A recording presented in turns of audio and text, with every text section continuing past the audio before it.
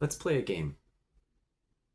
What do I have in common with a stripper from Brooklyn, a ketamine addict, and a felon who is sexually attracted to his daughter?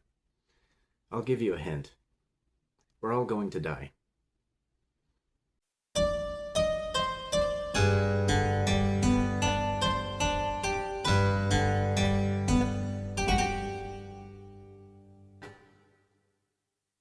Hello and welcome to Counterpoint TV, a YouTube channel for the humanities.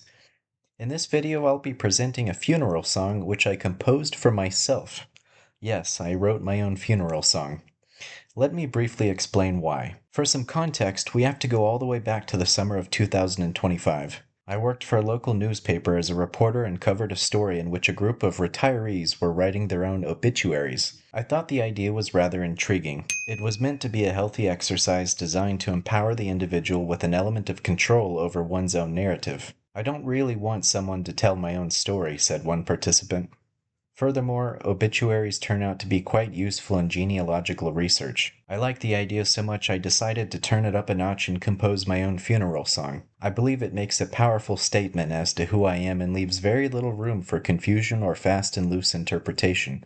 In my absence, this music speaks for me with great adequacy. Death is and always has been an unsettling and difficult aspect of the human condition. It is one of the few things which we all must experience. It's not so surprising then to find themes related to death covered extensively in the history of art, and the history of music is no exception. Some of my favorite death-themed music includes Come, Sweet Death by Bach,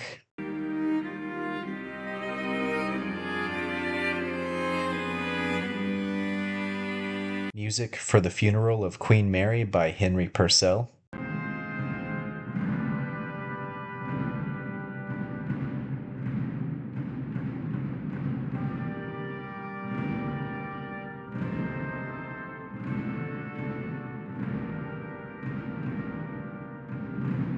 the Funeral March from Beethoven's Second Symphony,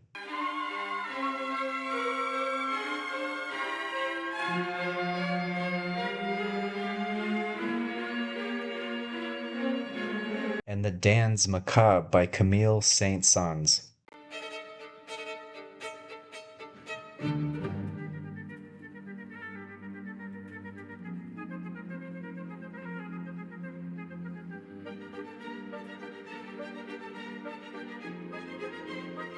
Of course, there are many more examples. There's another reason why I wrote my own funeral song.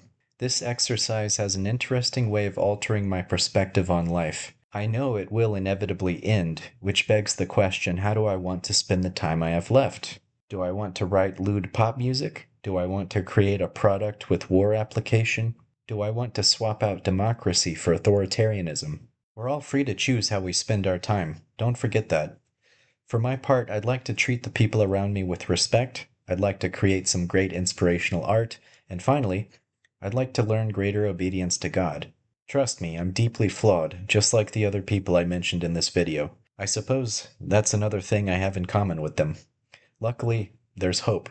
Before we listen to the music, I'll leave you with a passage from 1 Corinthians. "The sting of death is sin, and the power of sin is the law. But thanks be to God who gives us the victory through our Lord Jesus Christ."